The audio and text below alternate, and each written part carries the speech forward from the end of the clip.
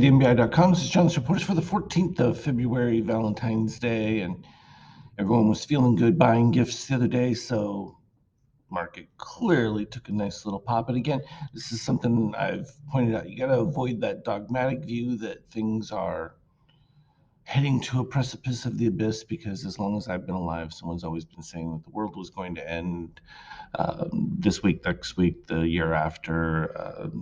You pick the time group, whatever, there's always an apocalypse. And at the end of the day, in this particular case, with the negative news that exists out there, the pain trade is to the upside. And sure enough, we had seen that we had this complete reset of the steel, and short-term buyers were, I thought, at least enough to hold support, even if we dipped down to the 61%. But not only were they enough, shorts completely fading out of it at the meeting point. And once you get that inversion, it's the same thing as we see with separations of cyan and green.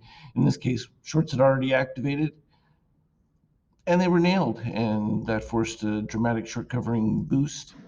Shakeout still moving higher along with gold, MBI. I mean, shakeout here.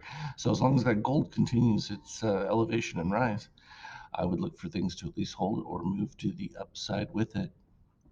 Until that changes, that trend is still pretty strong. It's a little bit flatter here on the NQ, but we may start to see that change a little bit. It's just been extremely overbought in that of being above 15. It's the closest thing to the equivalent of overbought. But it can sustain itself for some time in that. And literally, we need to see the drop off. We know where the refills are going to be. And so, in a long enough time frame, it's just a matter of waiting for those positive extremes to fill. But in the interim, there's quite a few plays to be made in between. Um, Treasuries, still bizarre, catching up. Uh, a slight rise here in TLT with the yield falling fractionally. Still way elevated comparative to where it should be.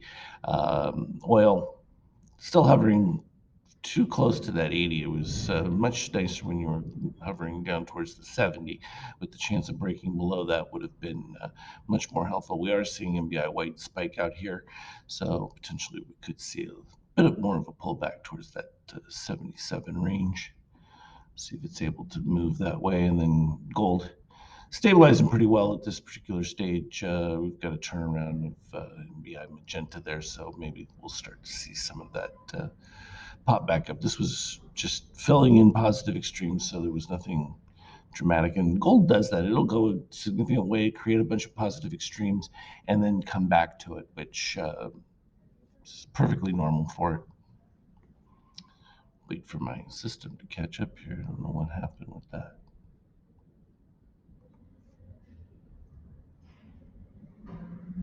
There we go. I think that it bypassed my euro chart. Yeah, there's the euro. Nope.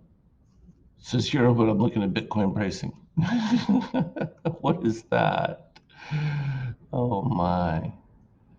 The chart read, if I click the info window, worked out. I was seeing euros.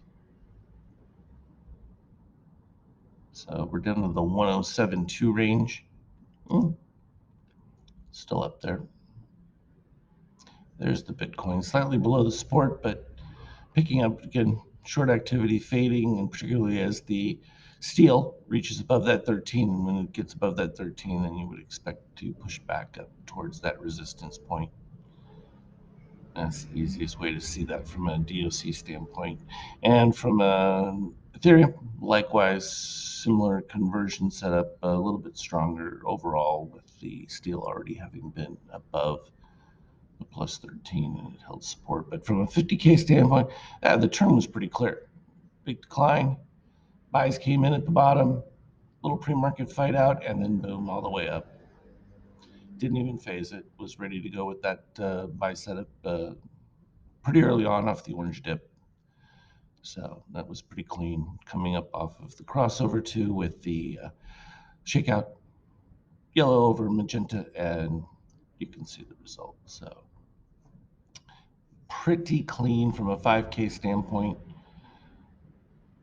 Fake out, clear out all of the weak hands in the overnight session. Anyone put a stop in too tight, and then boom, you rally it. We came up across the 4103, hit the 23, supported a little bit, tried to break through that resistance. Once it got above there, then it was just fighting the 30, and then we had above that the 40, which bounced back and forth for a little bit there, and then retested down at the 30 range before eking back up, and we're above the 4140. So it's got some clear ceiling all the way up to the 60 plus range. So should be pretty fine from that standpoint. So all in all, we're just going to continue to look for evidence, but for now, things are just plugging away, which not great, not horrible, but in the market sense, that's actually good considering the expectation of doom and gloom is not coming to fruition just yet. Doesn't mean that it's not going to be on the horizon. It just means that from this particular standpoint, no, it can be sustained as things are at this particular stage. So there you have it, the long and the short of it. As always, hope everyone has a great Valentine's Day. We'll catch you tomorrow.